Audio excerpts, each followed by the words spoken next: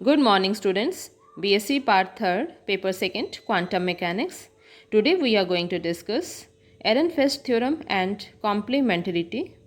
आज हम एरनफेस्ट प्रमेय तथा पूरकता के बारे में पढ़ेंगे. Ehrenfest theorem and complementarity. Now, what is Ehrenfest theorem? If the dynamical variables in the equation of motion of a particle in classical mechanics are replaced by the expectation values of the corresponding operators, then the same equations represent the equation of motion in quantum mechanics. इसका यह अर्थ हुआ कि classical mechanics में किसी कण की गति को वर्णित करने वाली जो इक्वेशन ऑफ मोशन होती हैं, उन इक्वेशंस में यदि हम गतिकीय चरों के स्थान पर उनके प्रत्याशा मानों का उपयोग करें तो वे ही इक्वेशंस क्वांटम मैकेनिक्स में कण की गति का वर्णन करती हैं. इस प्रकार क्वांटम मैकेनिक्स में एरनफेस्ट थ्योरम के अकॉर्डिंग हम निम्न इक्वेशंस लिख सकते हैं. d/dt of expectation value of x is equal to 1/m into expectation value of px. 3 dimensional motion में इसी प्रकार हमने लिखा d/dt r का प्रत्याशा मान is equal to 1/m p का प्रत्याशा मान, d/dt px का प्रत्याशा मान is equal to minus del v/डेल x का प्रत्याशा मान, और जो कि fx के प्रत्याशा मान के बराबर है. इसी तरह d/dt p का प्रत्याशा मान is equal to minus del vr का प्रत्याशा मान is equal to minus fr का प्रत्याशा मान. ये सभी इक्वेशंस एरनफेस्ट थ्योरम कहलाती हैं. इन्हें हमने इक्वेशन 1 लिखा है. इन इक्वेशंस को हम सिद्ध भी कर सकते हैं. सबसे पहले हम फर्स्ट इक्वेशन को प्रूव कर रहे हैं, जो है d/dt x का प्रत्याशा मान is equal to 1/m px का प्रत्याशा मान. यहाँ लेफ्ट हैंड साइड है d/dt ऑफ x का प्रत्याशा मान. x का प्रत्याशा मान का मान रखने पर ये हो गया d/dt integral psi star xt x psi xt dv, जहाँ dv एक वॉल्यूम एलिमेंट है और साई xt एक नॉर्मलाइज्ड वेव फंक्शन है.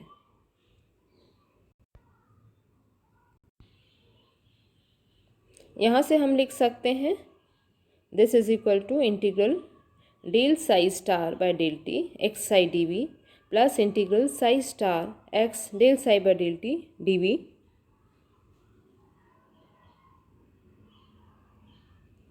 श्रोडिंजर इक्वेशन होती है I H cross del psi by del T is equal to minus H cross square by 2m del 2 psi plus V psi, और del psi by del T is equal to minus H cross by 2mi del 2 psi plus V by I H cross psi. ये equation 4 है. इस equation का complex conjugate लेने पर हमारे पास equation आती है del psi star by del T is equal to plus H cross by 2mi del 2 psi star minus V by I H cross psi star. इस इक्वेशन 4 और इक्वेशन 5 को equation 3 में रखने पर हमारे पास एक्सप्रेशन आता है d/dt x का प्रत्याशा मान is equal to H cross by 2mi integral delta 2 psi star X psi minus psi star X delta 2 psi dv. Equation 4 और इक्वेशन 5 की जो सेकेंड टर्म है वो इक्वेशन 3 में रखने के बाद कैंसिल हो जाती है और हमारे पास सिर्फ ये 2 टर्म्स बचती हैं. इसकी फर्स्ट टर्म के इंटीग्रल को हम अलग से इवैल्यूएट करते हैं. वो है integral delta 2 psi star X psi D V is equal to integral psi star delta 2 X psi D V.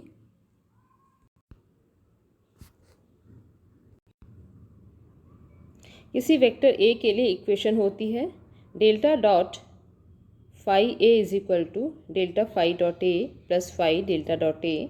ये इक्वेशन 7 है। यहाँ फाई की जगह एक्स साई रखा और ए की जगह डेल्टा साई स्टार रखा, तो इक्वेशन हो गई delta dot X psi delta psi star is equal to delta X psi dot delta psi star plus X psi delta two Sai.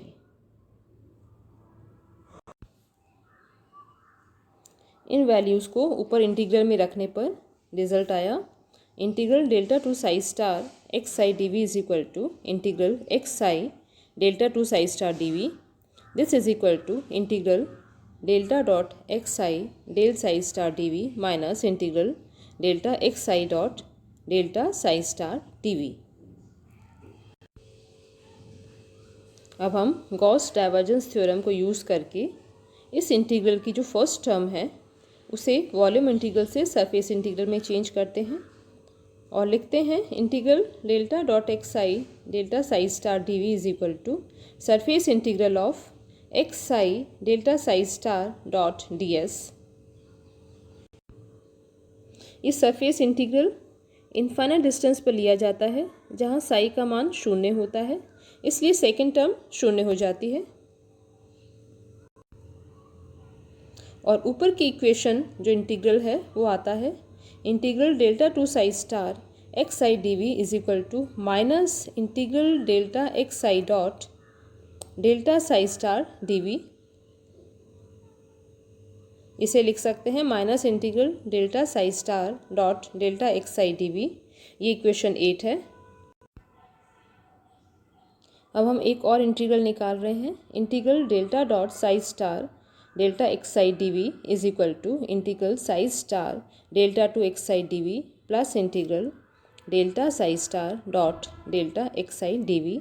ये इक्वेशन 9 है। यहाँ लेफ्ट हैंड साइड की टर्म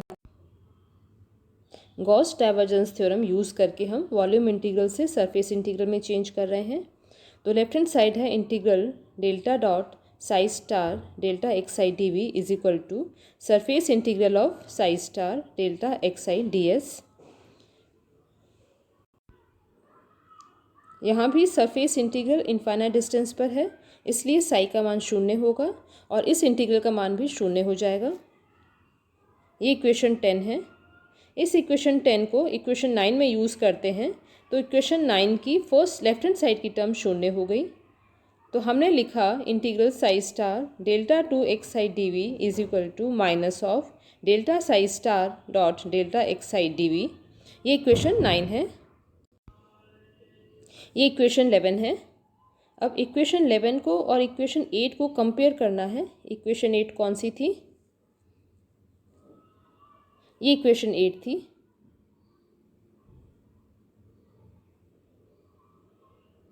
इन दोनों equations को कंपेयर करने पर हम लिख सकते integral delta two psi star X psi D V is equal to integral psi star delta two X psi D V.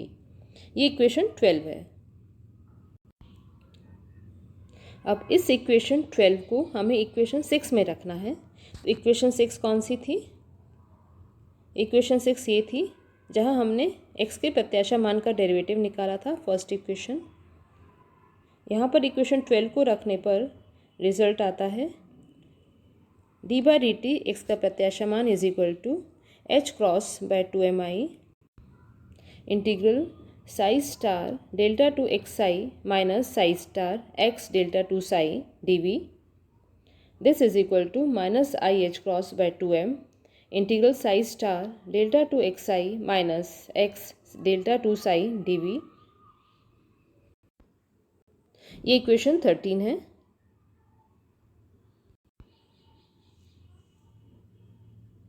इस इक्वेशन में अंदर जो टर्म आ रही है delta two X psi minus X delta two Sai, इसे हमने अलग से इवैल्यूएट किया है। ये आ रहा है delta two X psi minus X delta two psi is equal to होता है delta dot delta X psi minus X delta two Sai.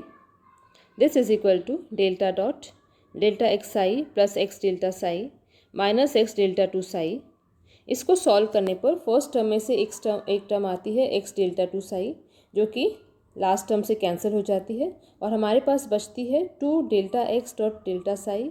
इसे लिख सकते हैं 2 delta psi by delta x. ये इक्वेशन 14 है।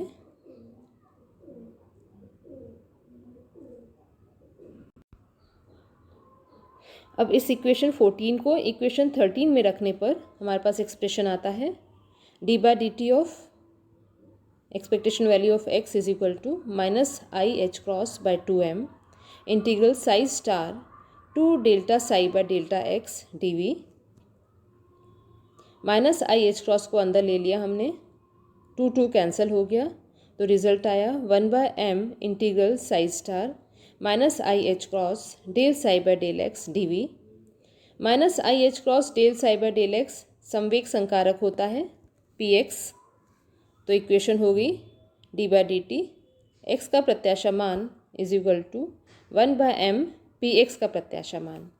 ये इक्वेशन 15 है। इस प्रकार हमने फर्स्ट एरेनफेस्ट थ्योरम को प्रूव कर दिया है। सेकेंड थ्योरम सिमिलर है, बस वो 3 डायमेंशनल मोशन के लिए है, इसलिए वहाँ पर x की जगह r है और px की जगह pm है। अब हम थर्ड इक्वेशन प्रूव करने जा रहे हैं। एरेनफेस्ट थ्योरम की जो थर्ड इक्वेशन लिखी थी वो थी D by D T P x का प्रत्याशा मान is equal to F X का प्रत्याशा मान।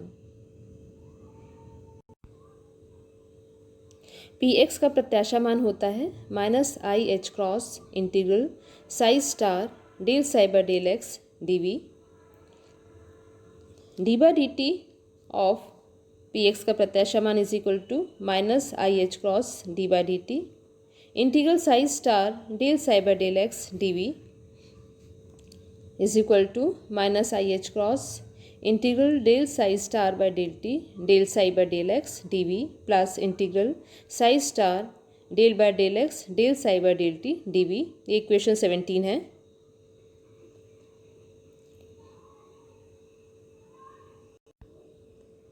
अब इसमें हम इक्वेशन 4 और इक्वेशन 5 से del psi by del T और del psi star by del T का मान यहाँ रख रहे हैं, तो एक्सप्रेशन आता है minus H cross square by 2m integral delta 2 psi star del psi by del X minus psi star del by del X delta 2 psi D V minus I H cross integral minus V psi star by I H cross del psi by del X D V plus integral psi star del by del X V by I H cross psi D we.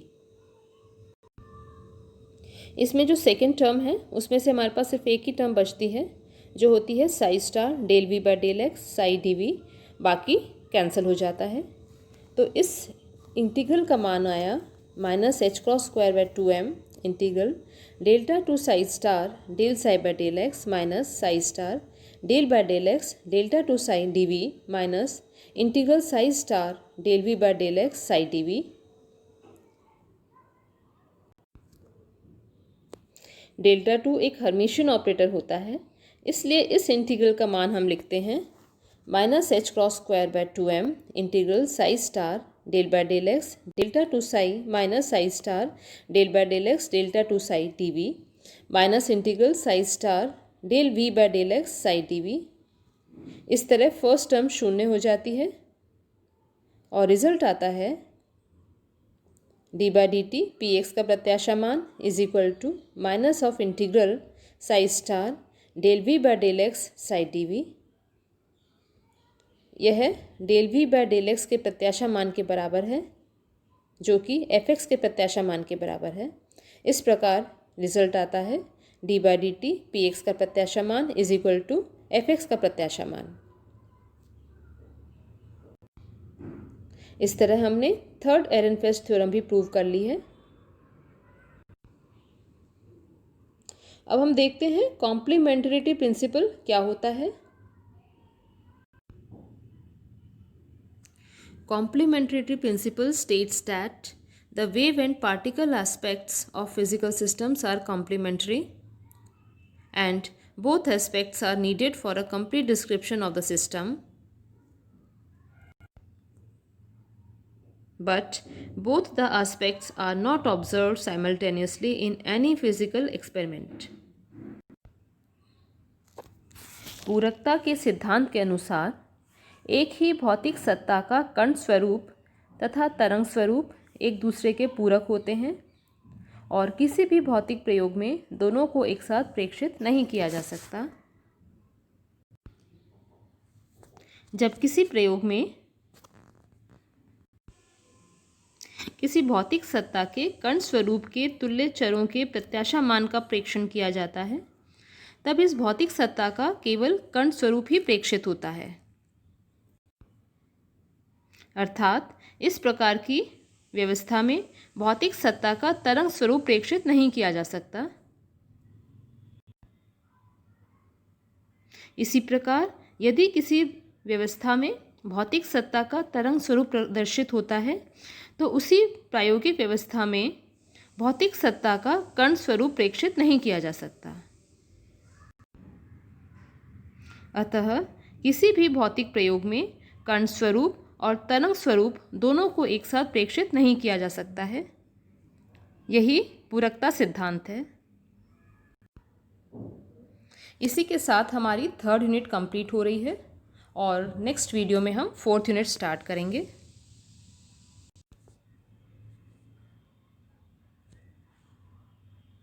Thank you students.